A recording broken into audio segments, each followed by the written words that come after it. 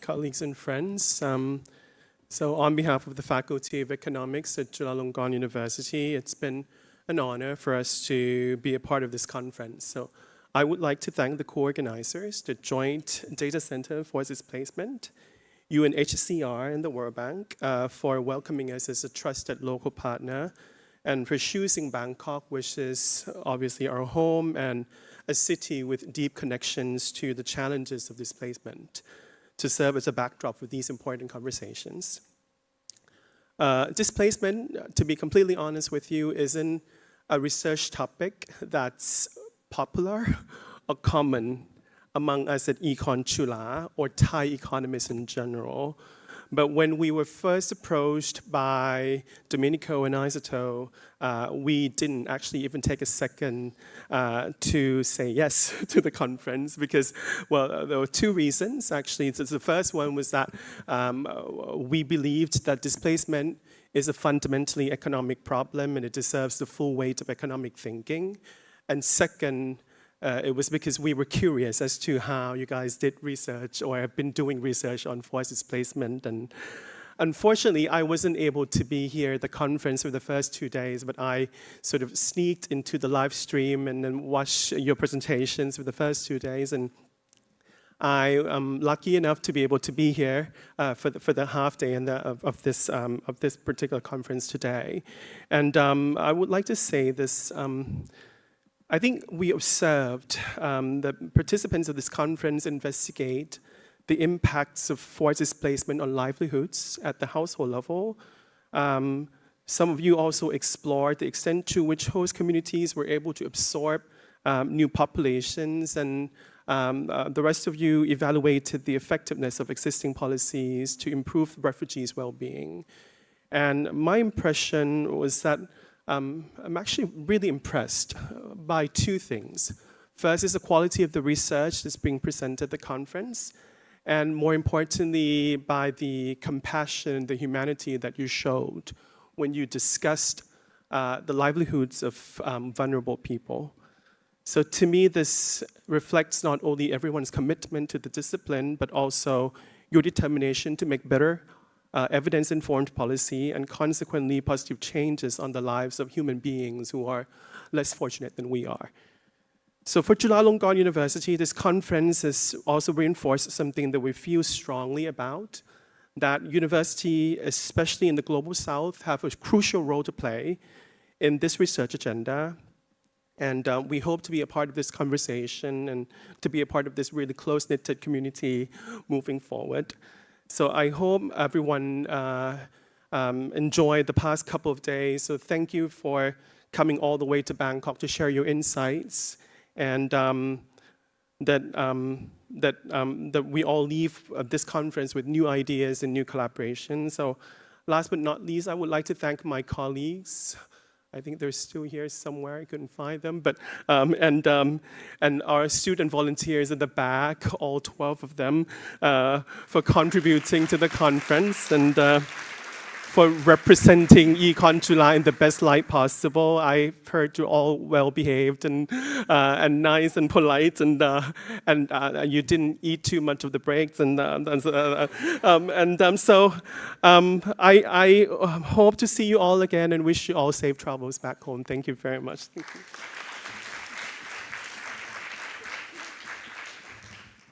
Thank you very much, Nopphol, for those insightful remarks. That's one of the objectives we pursue by, organizing the JDC conference in different geographical regions, so that we can connect, the global research with, what's being done locally. So we're glad that you got inspired, and then next time around we will be presenting so much evidence out of Bangkok, led by Thai researchers. Okay.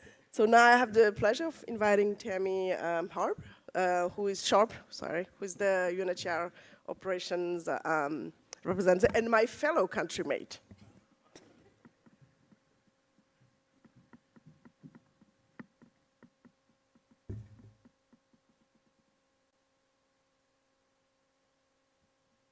Okay, good morning, Sawadika. Distinguished researchers, guests, partners, colleagues, As we close the 4th JDC Research Conference, after 3 days of very rich conversations and discussions, I'd like to first start off with a deep appreciation to the organizers, to Sama Cher, Aissatou, Maya, Dicko, and the rest of the JDC, also the Regional Bureau, and Chulalongkorn University. I wish I could say I was an alumnus, but unfortunately I'm not. I would also like to acknowledge the inspiring intellect that the researchers have shared over these last 3 days, and my heartfelt respect to the practitioners who are here in the room. I think all of you have contributed immensely, your insights, experiences, and a lot of energy. And maybe if we could just do a big round of applause for all of us.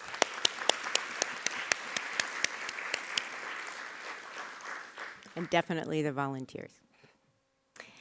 Over the past days, we have explored the economic dimensions of self-reliance and return for refugees and their host communities. We have examined not only the challenges, but also the opportunities, and importantly, the evidence that helps us to understand both. I would say several themes have emerged. First, the central importance of rigorous analysis in shaping our understanding of self-reliance, its drivers, its impact, and its limits. We have seen how evidence can illuminate pathways towards economic inclusion, from skills development to market integration, entrepreneurship, and private sector engagement. Second, the value of social economic insights on return and reintegration, reminding us that durable solutions are complex, long-term processes, and that they require sustained investment and policy attention. Third, the growing innovation in methodologies and data collection, expanding our capacity to reach populations that were once invisible in data sets and to generate more actionable insights. And finally, and perhaps most importantly, we have been reminded of the power of data and evidence to influence policy and operation. If there's one message that stands out, it's that research matters. It matters because it helps us move beyond assumptions. It matters because it enables better decisions. And it matters because it strengthens our collective ability to deliver meaningful change. And allow me to bring this a little bit closer to my current home. I am biased, but I think that many of you, if not most, and maybe even all of you, might agree that Thailand is a particular fitting setting for this conference in 2026. And these past 3 days have been of immediate value for the work we are doing here in Thailand. And yesterday we dove into the Royal Thai government's landmark decision to shift from encampment to self-reliance. And in just 9 months, it has really been remarkable to see the progress that has been achieved. More than 5,500 refugees from Myanmar have joined the Thai workforce, and 1,000 more are on their way to join it. It's a powerful testament of what is possible when policies begin to align with opportunity.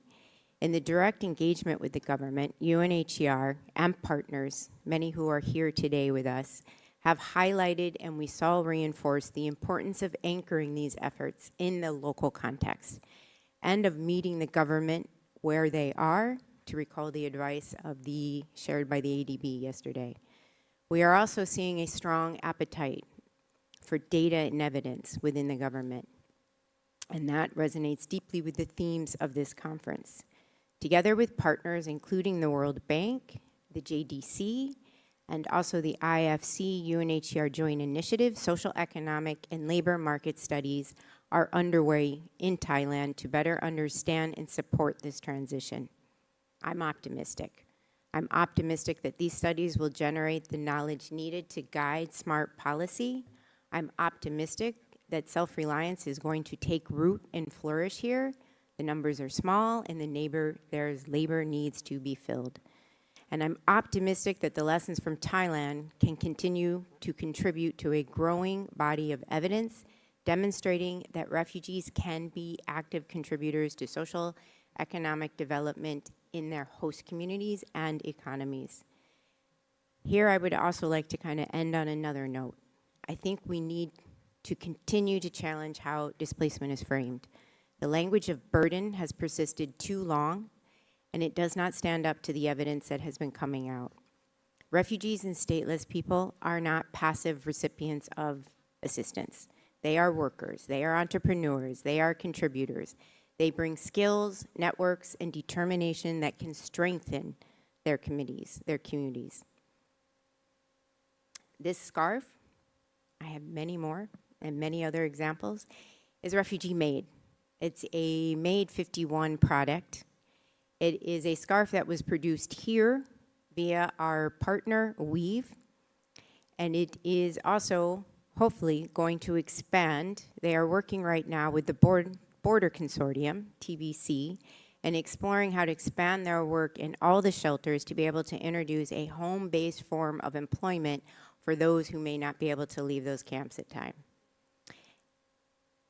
And this type of vision, being an asset, it's starting to come increasingly based in evidence.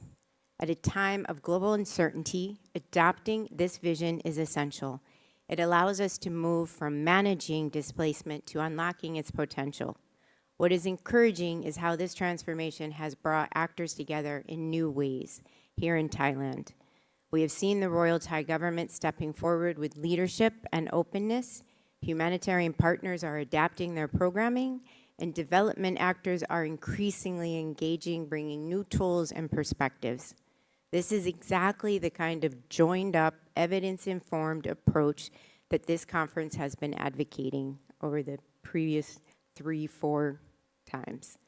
It's been an honor to work alongside the Royal Thai government, the partners, and the colleagues in supporting this transition, and it has reaffirmed for me something that I have long believed, that progress is possible when we combine political will, partnership, and of course, evidence. As you leave Bangkok, I hope you carry forward not only the research and the findings discussed here, but also a renewed sense of purpose, because ultimately our goal is not to only understand displacement, but to help transform it, not only to analyze it, but to act. And with the strength of evidence we have seen and the partnerships we continue to build, I believe we are moving in the right direction. Thank you, and I wish you all a safe travel.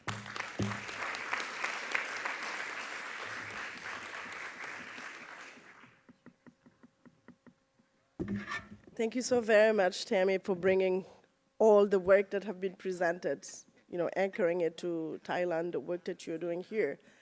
And then more importantly, the human stories and lives and livelihoods behind the numbers, the trends. I think it's very, very important. And then even more importantly, as a practitioner, how are you going to use all of this and then feed it back on how we are going to be looking at intervention and programming. So thank you. So it's a wrap. 3 days ago, when we opened with a question that has run through every session that we have lined up for this fourth conference, how do we ensure that the evidence we generate actually changes the situation for displaced people and the host communities where they live for the better? We are going to, and when I say I'm speaking on behalf of myself, but also my partner in crime right there, with a stronger sense that we are making progress and a clear picture of how much work remains. And the last question that Andres Moya has left on his keynote speaker, and everything else that have happened throughout the 3 days, speaks to that.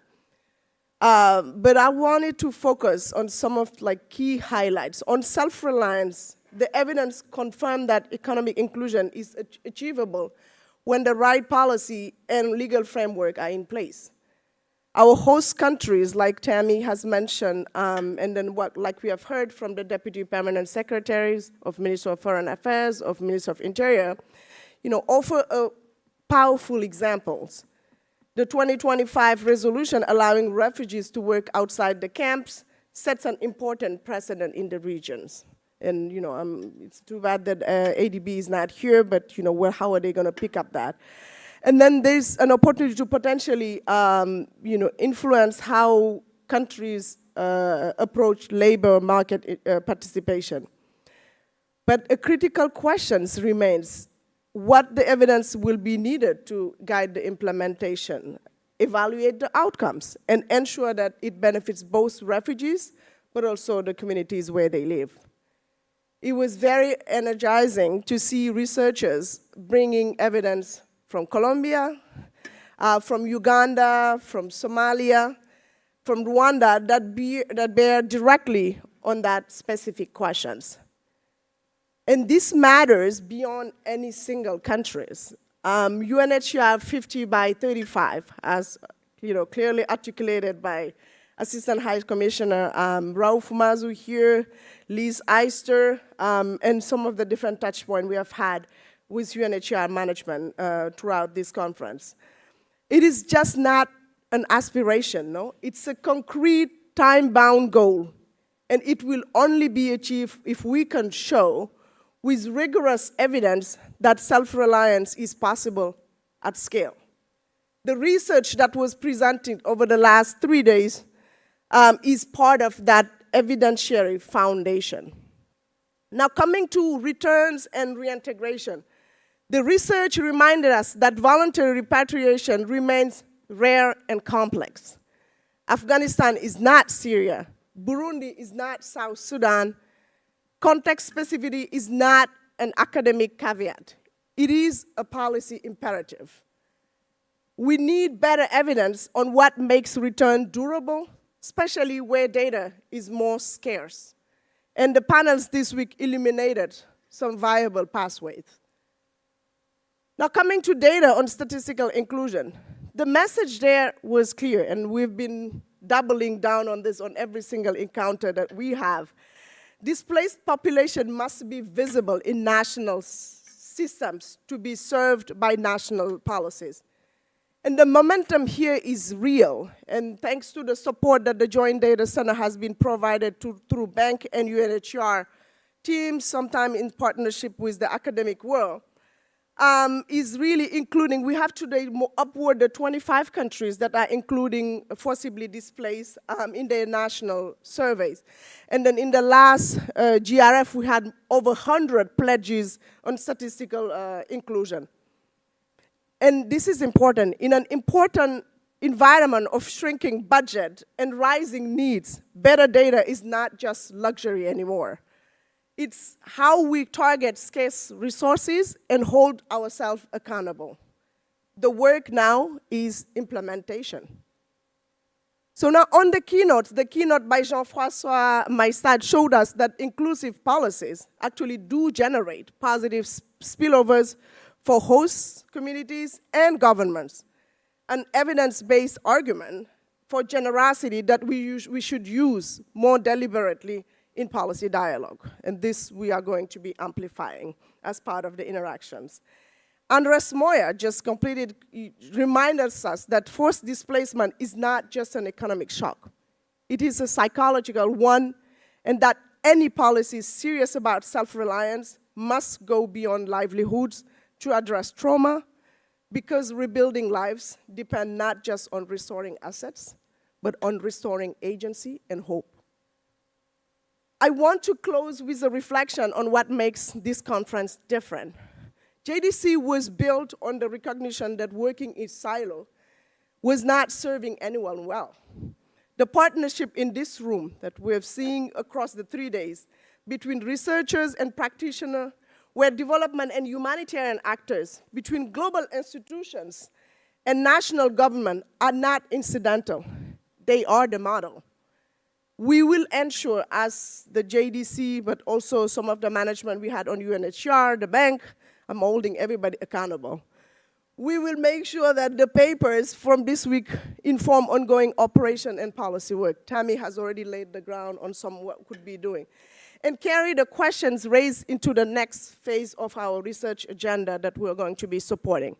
Tracking progress on self-reliance, generating the longitudinal welfare data that governments and partners need, and making sure our evidence reaches those who can actually act on it. UNHCR 50 by 35 and the World Bank FCV strategy that you heard Melinda Goods and Faris on the panel reference are not parallel tracks. They are converging on the same questions this conference has been asking all throughout the 3 days. The JDC exists to provide the evidence that connect all of those stakeholders. But ultimately, the work, the value of this work will not be measured by the papers we publish, but whether they changed lives. But before I leave you to Bangkok's night, which I'm told is significantly more exciting than reviewing survey methodology, I want to recognize people that made this 3-day possible. Mr. Domenico Tabasso there, our senior economist.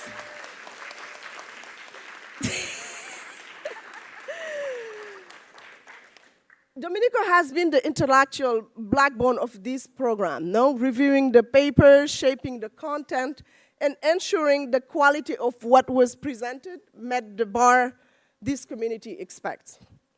And if you have wondered throughout the last 3 days at any point why the logistics also run smoothly, the panel started on time, and in the room, that is Domenico too. And none of this would have held together without Umi right there. Umi, do you want to stand up? Whose behind-the-scene work is the kind that only becomes visible when it's missing. So thank you, Umi.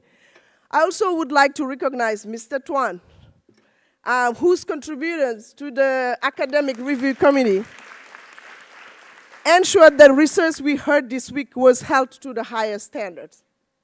And on the co-organization side, a warm thank you to Nopphol, Katikar, I don't know whether he's still here, Yangon. At the Chulalongkorn University, your partnership, including as part of the scientific committee and your hospitality, but also, I wanted to acknowledge the group of students that have been relentlessly also supporting us throughout this way. That Bangkok is the right place for this conversation. And then I want to come to our UNHCR colleagues under the leadership of Rauf Mazu that traveled all the way from Geneva in between many engagement and commitment. Hai-Kyun, as the bureau director, and Tammi here, and Alessandro Tello, who is not with us here, Jackie Strecker, sparing no effort to make this a success. Thank you so very much.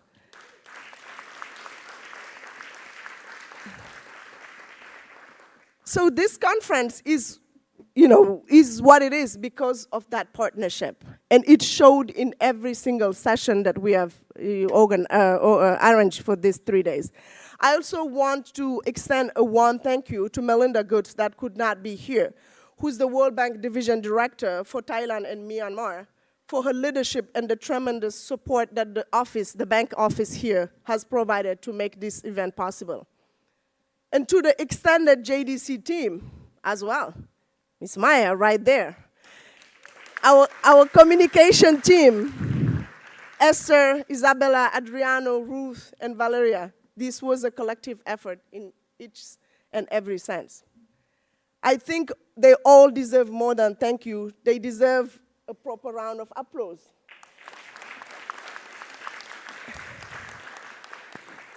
And then maybe one final ask. I know we've been sitting so much on this thing. If you would like to stand up for us to finish in beauty, consider this your final opportunity to stress before you go on this thing.